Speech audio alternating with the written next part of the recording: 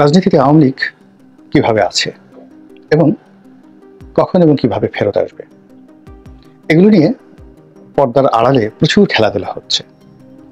আমরা বাইরে থেকে অনেক কথা বলছি, এগুলো একেবারে কল্পনাপ্রসূত, কিন্তু পর্দার আড়ালে যা কিছু হচ্ছে এবং যা কিছু টুকটাক কিছু জানতে পারছি, এতে রীতিমতো পিলে চমকানোর মতো ঘটনা ঘটে যাচ্ছে।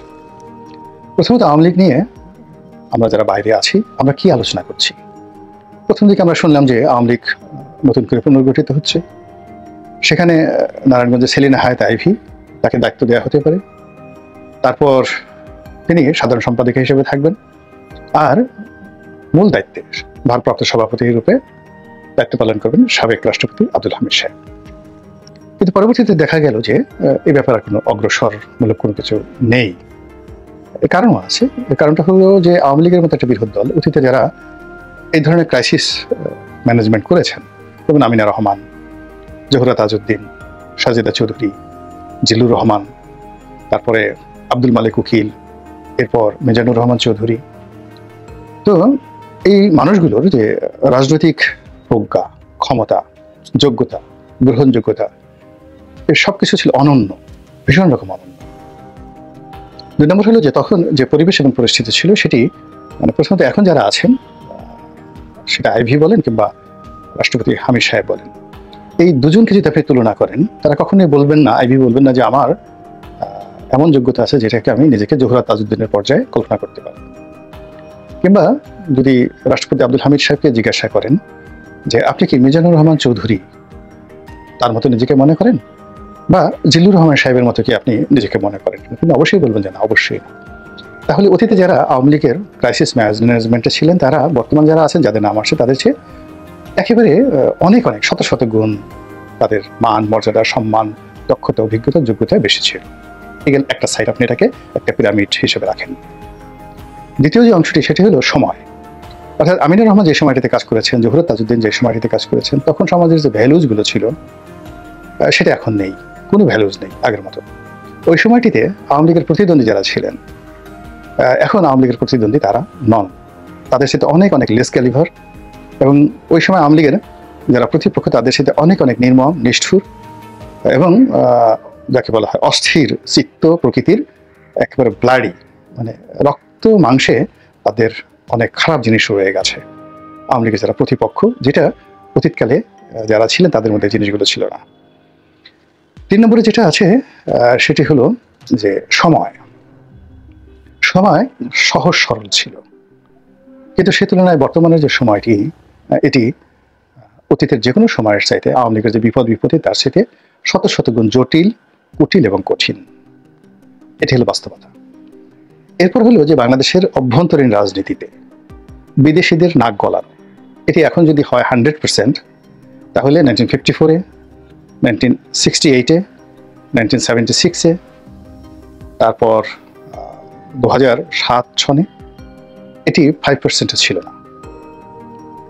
অনেকটাই আমরা নিজেরা নিজেদের ব্যাপারে কাজ করার এবং সিদ্ধান্ত নেওয়ার সুযোগ পেয়েছি। বিদেশি শক্তি যেমন 1/11-এর সময় প্রণব মুখার্জি খুব গুরুত্বপূর্ণ ভূমিকা পালন করেছেন এজ এ মেন্টর হিসাবে, কিন্তু এখন নরেন্দ্র মোদী কিংবা পাকিস্তান কিংবা আমেরিকার ডোনাল্ড ট্রাম্প কিংবা চীনের মিস্টার শি, যিনি প্রেসিডেন্ট আছেন, তিনি এখন বাংলাদেশের ব্যাপারে, রাজনৈতিক দলগুলোর ব্যাপারে এতটা বেশি নাক গলাচ্ছেন যেটা অতীতে কখনোই কল্পনা করা যায় না। জামাতের আমিরের সঙ্গে ইউরোপীয় ইউনিয়নের সকল রাষ্ট্রদূতরা এসে দেখা করে গেলেন, আবার জামাতের একটা বিশাল টিম চীন দেশে চলে গেলেন। আপনি মিলাতে পারবেন এই দুটো একসঙ্গে?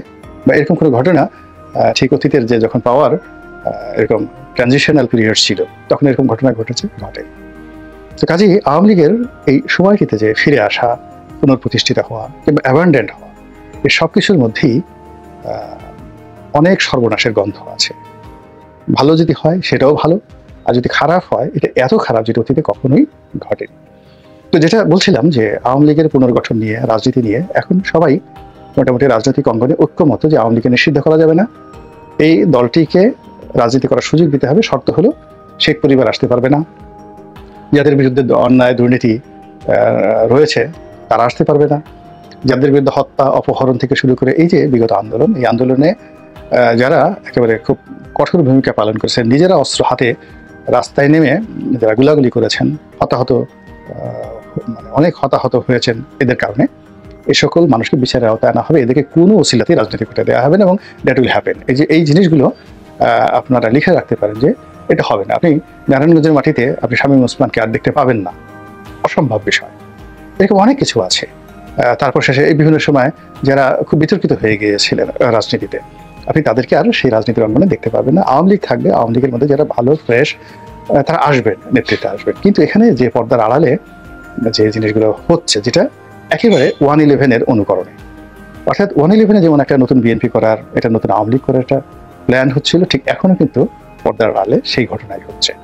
এখানে শেখ হাসিনা, শেখ রেহানা, জয় বা অন্য যারা নেতৃবৃন্দ রয়েছেন, তারা যদি বাংলাদেশের রাজনীতিতে ফিরে আসেন, এটা সরাসরি আমেরিকা এবং ভারত তাদেরকে যদি এনে এখানে ইনসার্জেন্সি ঘটিয়ে, এখানে এয়ার স্ট্রাইক করে, কিংবা এখানে যাকে বলা হয় সার্জিক্যাল স্ট্রাইক, যেটাকে বলা হয় সার্জিক্যাল স্ট্রাইক, এটি করে শেখ হাসিনাকে একেবারে গণভবনে বসায় দিয়ে যাবে। ছাড়া আর পারে আল্লাহ নিজে একটা বাতাসে উড়ে নিয়ে আসলো, দিল্লি থেকে এনে বসায় দেওয়া গেল।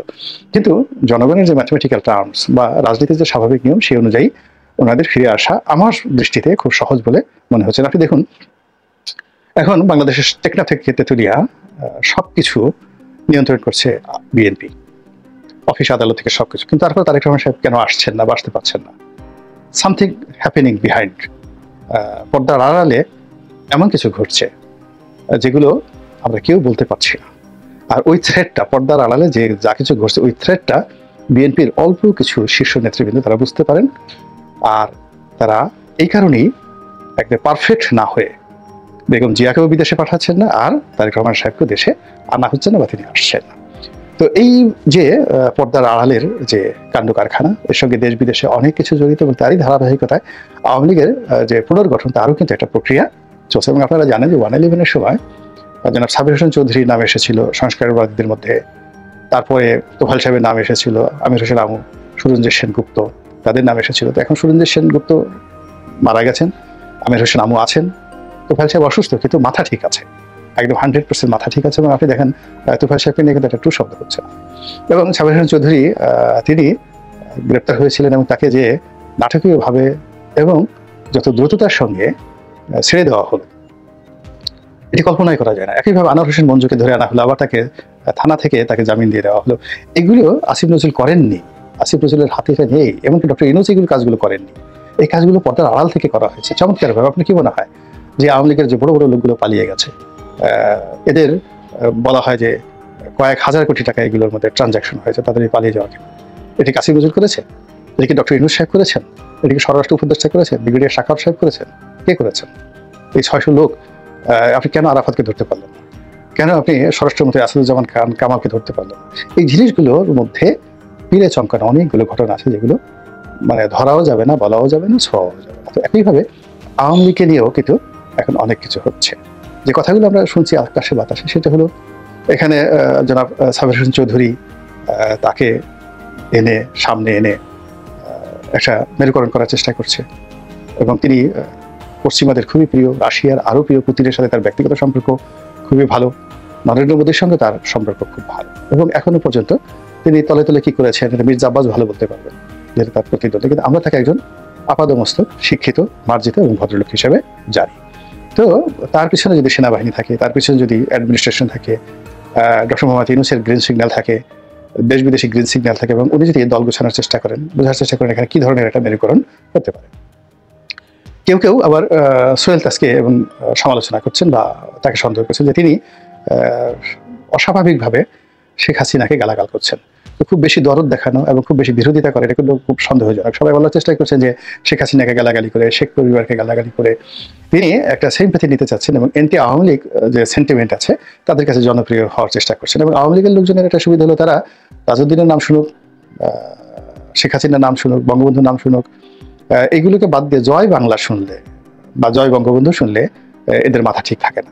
তো সেক্ষেত্রে সোহেল তাজকে কেন্দ্র করেও একটা মেরুকরণ হতে পারে, এরকম কথাবার্তা হচ্ছে।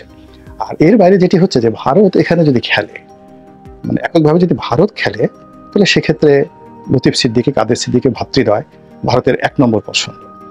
তারা লতিফ সিদ্দিকীকে সামনে আনবেন, কাদের সিদ্দিকীকে পেছনে রাখবেন, রেখে এই আওয়ামী লীগকে পুনর্গঠন করার জন্য চেষ্টা করবেন। এবং সেই ক্ষেত্রে যেটা হবে, আওয়ামী লীগের যে সকল রক্ষণশীল কনজারভেটিভ যারা লোকজন আছেন, যারা সাবির হোসেন চৌধুরীর সাথে কমফোর্ট ফিল করবেন না, সোহেল তাজের সঙ্গে তো নাই, তারা আবার লতিফ সিদ্দিকী, কাদের সিদ্দিকীর সঙ্গে তারা কিন্তু আওয়ামী লীগের একেবারে তৃণমূলের বুড়া গুড়া, আমাদের আঞ্চলিক ভাষায় আওয়ামী লীগের লোকজন বলে, বরিশালের ভাষায় বললে যে হিদলা পড়া আওয়ামী লীগ, মানে আওয়ামী লীগ করতে করতে সারা শরীরে শ্যাওলা পড়ে গেছে। তো এই শ্যাওলা পড়া আওয়ামী লীগগুলোই কিন্তু আওয়ামী লীগের সত্যিকার অর্থে শক্তি। তো এই শক্তিগুলোকে লতিফ সিদ্দিকী ছিলেন, এই শক্তিগুলোকে কাদের সিদ্দিকী ছিলেন, এবং তাদেরকে কিভাবে ডিল করতে হয় এটা এই দুই ভাই ভালো করে জানেন। কিন্তু সাবির হোসেন চৌধুরী, সেলিন হায়াত আইভি কিংবা ধরুন সোহেল তাজ, তারা কিন্তু এই যে প্রবীণ আওয়ামী লীগ বা খেটে খাওয়া আওয়ামী লীগ, যারা কিছুই চায় না আওয়ামী লীগ, খালি হিদলা পড়া আওয়ামী লীগ, সারা শরীরে খালি বঙ্গবন্ধুর সিল লাগাবে, সারা শরীরে শুধু নৌকার সিল লাগাবে, আর বলবে আমি আওয়ামী লীগ করি, না খেয়ে থাকবে 7 দিন আওয়ামী লীগ করি। তো এই লোকগুলোকে মানে ডিল করা, এই লোকগুলোকে ঐক্যবদ্ধ করা এবং এই লোকগুলোকে সংগঠিত করার ক্ষেত্রে এখানে লতিফ সিদ্দিকীর বিকল্প নেই। এবং লতিফ সিদ্দিকী কিন্তু 1/11-এর সময় শেখ হাসিনার যাকে বলা হয় ডাকে তিনি সাড়া দিয়েছিলেন, যদিও তার সঙ্গে অনেক অবিচার করা হয়েছে, অনাচার করা হয়েছে, কিন্তু আওয়ামী লীগের একটা সুবিধা হলো যে যত কিছুই করে না কেন দিন শেষে সবাই আওয়ামী লীগ হিসেবে মরতে চায়। এবং কিছু কিছু জায়গাতে, এবং অনেকে আমরা বিএনপিতে এসেছি, আমি এসেছি, ফজলুর রহমান আসছেন, হাবিবুর রহমান হাবিব আসছেন, কিন্তু ছাত্রলীগের প্রশ্নে কিংবা আওয়ামী লীগের ঐতিহ্যের প্রশ্নে, বঙ্গবন্ধুর প্রশ্নে আমরা একটা সার্টেন লিমিট পর্যন্ত যেতে পারি, এরপরে আলটিমেটলি স্টপ হয়ে যায়, বা বঙ্গবন্ধুকে নিয়ে কোনো একটা কথা আসলে আমরা সেই কথাগুলো বলে ফেলি। এটা আওয়ামী লীগ যারা করেছে বা আওয়ামী লীগ থেকে যারা অন্য দলে এসেছে তারা এই অভ্যাস থেকে বের হতে পারবে না। তো এই যদি হয় আমাদের অবস্থা, আর যারা সাধারণ আওয়ামী লীগ তারা কিন্তু যাকে বলা হয় কোনো অবস্থাতেই যেতে পারে না। এখানে এগুলো নিয়ে কথাবার্তা কিন্তু হচ্ছে। এর বাইরে আরেকজন লোককে নিয়ে কিন্তু কথাবার্তা হচ্ছে, যিনি আওয়ামী লীগ করতেন না, জাসদ করতেন, টাকা পয়সা আছে, সেটা হলো সমকালের মালিক জনাব একে আজাদ। তো একে আজাদকে কেন্দ্র করে একটা আওয়ামী লীগ পুনর্গঠন, সেটা একে আজাদ, সাবির হোসেন চৌধুরী যদি হয়, সেটা আবার আরেক ধরনের এলিট ব্যবসায়ী, তারপরে শেষে টাকাওয়ালা, মানে এটা আলাদা। এবং একে আজাদকে যারা চিনেন, কাছে চিনেন, তিনি পারেন না এমন কোনো কর্ম নাই, তিনি সব পারেন। তার পক্ষে অনেক কিছু করা সম্ভব, নেগেটিভও করা সম্ভব, পজিটিভও করা সম্ভব, তিনি পারেন, সবকিছু করতে পারেন। তো এই সময়টিতে দল হয়তো আওয়ামী লীগের সঙ্গে তার সম্পর্ক, শেখ হাসিনার সাথে তার ব্যক্তিগত সম্পর্ক একেবারেই নেই, ফরিদপুর জেলা আওয়ামী লীগের সাথে তার কোনো সম্পর্ক নেই। কিন্তু যদি যাকে বলা হয় পর্দার আড়াল থেকে যারা আওয়ামী লীগ পুনর্গঠিত করতে চান, তাদের ক্ষেত্রে একে আজাদ কিন্তু একেবারে যাকে বলা হয় 1 নম্বর পছন্দ। এবং সেটা কি হবে না, পারবে কি পারবে না, সেটা পরের বিষয়, কিন্তু এটা হতে পারে। এবং এগুলো নিয়ে কিন্তু যথেষ্ট আলাপ হচ্ছে, আলোচনা হচ্ছে।